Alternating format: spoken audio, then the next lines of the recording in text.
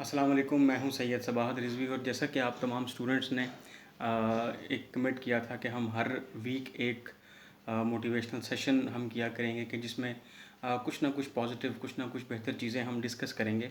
तो आज हम जिन चीज़ों के ऊपर बात करेंगे, हम हमेशा से जो चीज़ हमारी लाइफ से मिस हो जाती है हमसे, हम उसको हासिल नहीं कर पाते, हम उसके बारे में सिर्फ इतना कह देते हैं कि ये चीज़ या ये काम हमारी किस्मत में मौजूद नहीं था, जिसकी वजह से ये नहीं हो सका।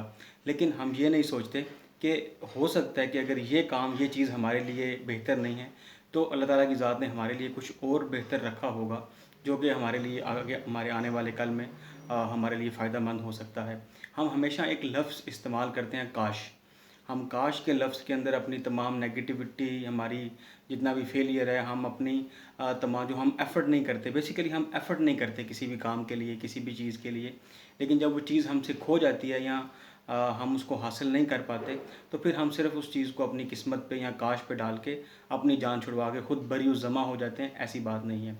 आज मैं आपके साथ एक शेयर करूँगा, एक ऐसे इंसान का वाक़या, एक ऐसे शख्स का वाक़या कि जिसका नाम था कैरली टोकैकस, और वो जापानीज़ आर्मी के अंदर सिपाही था, आर्मी में था वो। और वो इतना ज़बरदस्त शूटर था कि वो एक जो जो नीडल होती है, सुई होती है जिसको हम बोलते हैं, उसको भी वो शूट कर लेता था, उसको भी वो निशाना बना लेता था। इतना ज़बरदस्त शूटर था वो। अब हुआ ये कि एक दफ़ा आर्मी की ट्रेनिंग करते हुए उसके हाथ में हैंड ग्रेनेड फट गया।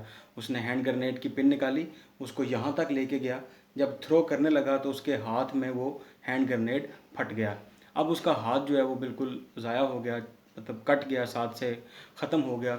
वो हाथ जो एक सुई को भी निशाना बना सकता था, वो हाथ अब नहीं रहा। कैरली टोकैकस ने अपने आप को एक कमरे में बंद कर लिया और बिल्कुल इस बात के ऊपर पछताता रहा कि ये मेरे साथ क्या हो गया।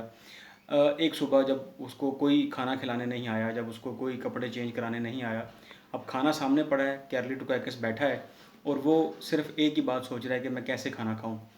सडनली उसके ज़हन में एक बात आती है कि कैरली टोकैकस का बायाँ हाथ तो ठीक है, बायाँ हाथ तो सलामत है, तो क्यों ना वो बाएँ हाथ से खाना खा ले। अब कैरली टोकैकस अपने बाएँ हाथ से खाना खाना शुरू करता है।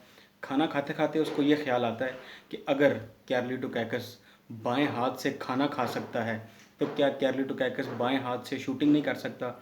उसने वहीं अपने दिमाग को, अपने माइंड को चेंज किया और अपने आप को इस तरफ मोटिवेट किया कि मुझे दुनिया का बेहतरीन शूटर बनना है।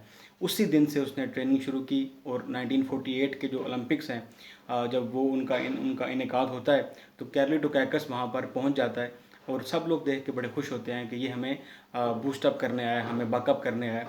लेकिन कैरली टोकैकस कहता है, no, I am here to compete, not to boost you up. I am here to compete, not to buck you up. So कैरली टोकैकस भी अपने आप को वहाँ पे कंपटीशन के अंदर लाता है और दुनिया को ये बताता है कि वो हाथ जो दुनिया का बेहतरीन हाथ था, जो बेहतरीन शूटर था, वो नहीं रहा। लेकिन कैरली टोकैकस ने जो हाथ उसके पास था, उसके साथ 1948 के ओलंपिक्स में अपने आप को बेहतरीन शूटर मनवाया। सो कमेंटेटर्स क्या कमेंट्री कर रहे हैं कि every one is competing with their best hand, but Kerli Toukakis is competing with his only hand. So हम उस चीज़ को बार बार उसके ऊपर आंसू बहाते हैं, जो हमसे चीज़ निकल गई, जो चीज़ हमसे खो गई, जो हम हासिल नहीं कर सके। लेकिन हम उस तरफ अपने आप को मरगूब नहीं करते, हम अपना ध्यान उस तरफ नहीं लाते कि जो चीज़ हमारे पास मौजूद है। अगर एक दफ़ा हम नाकाम होते हैं तो कोई बात नहीं, ठीक है। सोशीरो होंडा एक ऐसी एग्ज़ाम्पल हमारे पास मौजूद है कि जिसने ऑटोमोबाइल इंजीनियरिंग की, उसके बाद वो टोयोटा कंपनी के अंदर अपनी सीवी लेकर गया, इंटरव्यू के लिए गया, और टोयोटा कंपनी ने क्या कहा कि हम आपको ऑटोमोबाइल इंजीनियर ही नहीं मानते।